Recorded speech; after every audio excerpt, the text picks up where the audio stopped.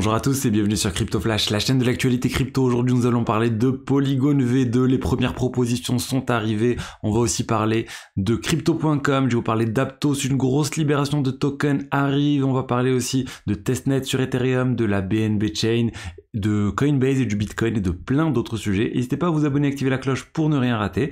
Et on va commencer tout de suite avec le cours des crypto-monnaies. Légère hausse aujourd'hui du marché.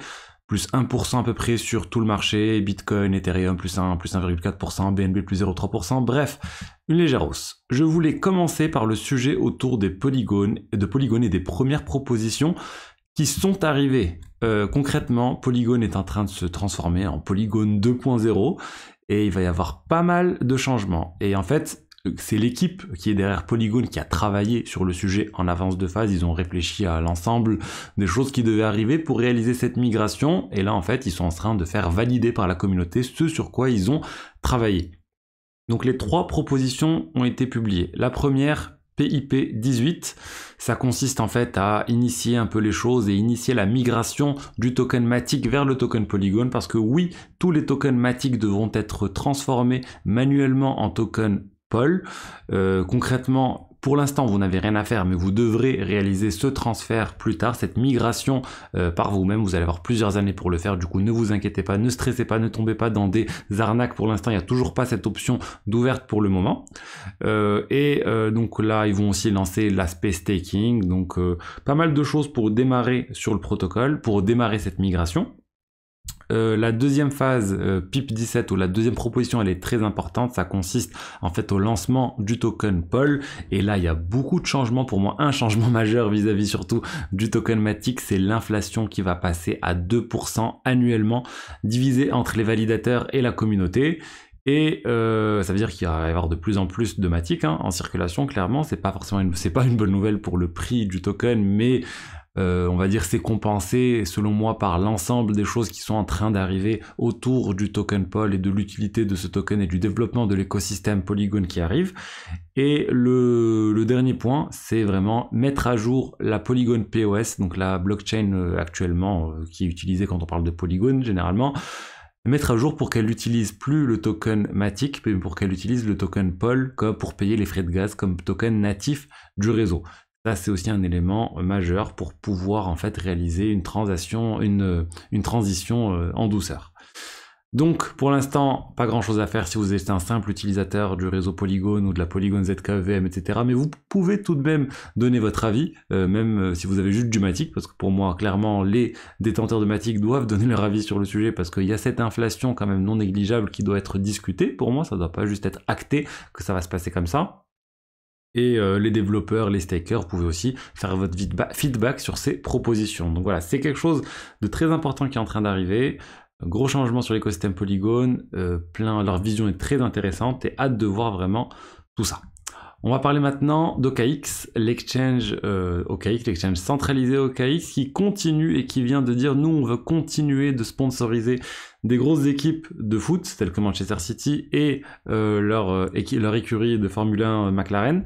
Ils ont dit nous on va continuer, ça nous coûte 25 à 50 millions de dollars annuellement, c'est pas énorme par rapport à tout ce qu'on gagne, on a même déjà mis tout cet argent de côté, du coup c'est vraiment pour 5 ans qu'on a signé les accords de sponsoring et même on espère faire des accords sur 10 ans.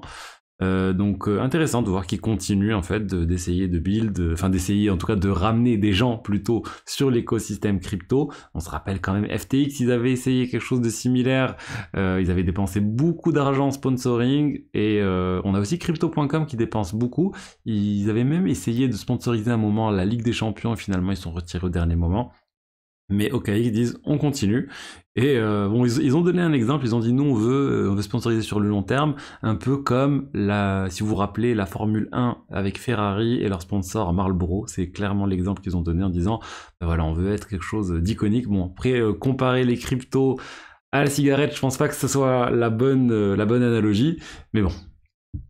On va parler maintenant de Aptos et de la libération massive de tokens Aptos qui arrive et qui est prévue pour novembre. Je vous conseille de suivre le compte Token Unlock sur Twitter, très intéressant, je vous retweet d'ailleurs le tweet en question. sur Twitter, sur X, j'ai un peu de mal à dire X, je sais pas pour vous.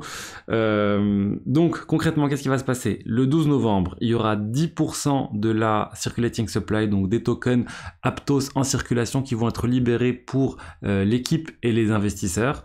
Ça veut dire qu'ils vont pouvoir vendre ces tokens, ça risque de faire chuter le cours si ces investisseurs vendent les tokens, et en général, ils ont plus intérêt à vendre parce qu'ils veulent réduire leur exposition à Aptos, réduire le risque, et de toute façon ils ont des tokens qui arrivent régulièrement.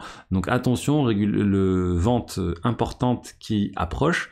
Surtout, il y aura une vente régulière, une libération de tokens de manière régulière, et le token Aptos d'ailleurs, regardez sur 90 jours, il était à 6 $, il est monté à 8 $, et là on est quand même toujours en dessous de à peu près 5 $, entre 5 et 6 $, et ça risque vraiment de faire chuter le cours, cette libération de tokens. Ensuite, on va revenir sur un sujet technique. On va parler Ethereum et du testnet Ethereum. Pour ceux qui ne savent pas, Ethereum et la plupart des blockchains, ils ont leur réseau principal qui tourne, mais ils ont aussi des réseaux de test que les développeurs utilisent pour tester leur application, pour tester les mises à jour Ethereum avant leur déploiement. Par exemple, The Merge a été déployé sur plein de testnets avant l'arrivée en mi-septembre 2022 de mémoire. Donc c'est quelque chose de très important, et en fait, là, il y a un nouveau testnet qui arrive, c'est Oleski. Oleski, ça va être un testnet qui va remplacer le testnet Goerli. Goerli, vous en avez sans doute entendu parler, même si vous n'êtes pas développeur, parce qu'il y a eu pas mal de spéculations autour des Ethereum Goerli, des Ethereum de test qui se sont mis à avoir une valeur réelle. Suite à Layer0, ils avaient fait un bridge et du coup on pouvait s'amuser à vendre et à spéculer sur le token Goerli. Ça valait plus d'1 $ à un moment, je sais pas combien ça vaut maintenant. Mais voilà, il y a eu de la spéculation sur ce token, il y a eu des gens qui ont gagné de l'argent spéculant sur un token de testnet. Malheureusement, c'est très embêtant pour les développeurs parce qu'ils ont besoin de ces tokens pour réaliser leurs tests. Donc pour éviter tout ça, ils sont en train de créer un nouveau testnet. Il y a déjà Sepolia qui existe, mais là ils vont en créer un autre.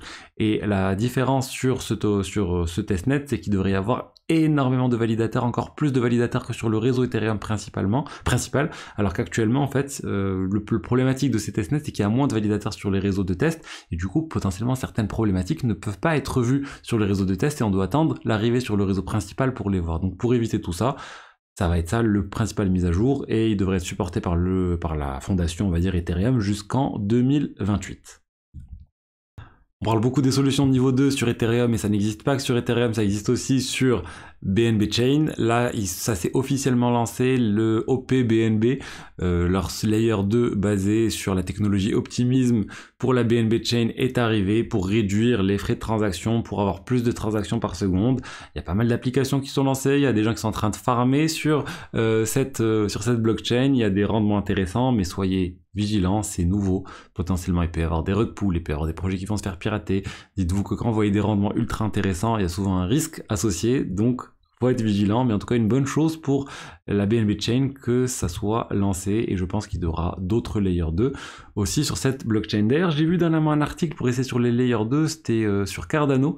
Il y avait le PDG d'Emurgo, qui est une des sociétés qui essaie de développer Cardano, qui disait qu'il y avait plein de choses qui manquaient sur Cardano, et notamment les Layer 2, et qui vont travailler pour créer ce type de choses, parce que c'est quelque chose qui manque pour l'instant, en plus du fait que le langage de programmation sur Cardano, c'est pas quelque chose qui est accessible facilement à l'ensemble des développeurs Solidity par exemple, mais voilà, ils sont en train d'essayer de travailler pour simplifier tout ça.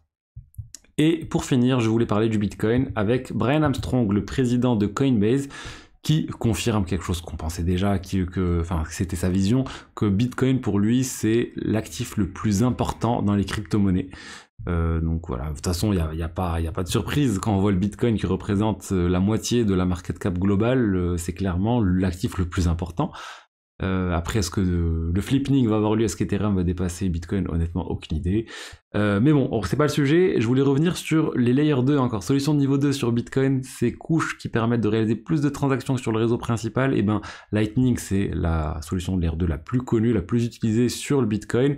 Et il a confirmé que les équipes de Coinbase travaillaient à l'intégration Lightning, que ça devrait arriver bientôt. On n'a pas de date, mais voilà, ils sont dessus. Ils travaillent, ils sont en retard par rapport à d'autres exchanges tels que Binance qui ont déjà mis en place la solution Lightning. Et voilà, donc ça arrive, c'est bien pour l'adoption de Lightning, l'adoption du Bitcoin. Espérons que ça continue de se développer. Voilà ce que j'avais à vous dire aujourd'hui sur les diverses actualités crypto du jour. J'espère que le contenu vous a plu. N'hésitez pas à liker, à commenter, à vous abonner. Et je vous dis à demain pour la suite. Au revoir.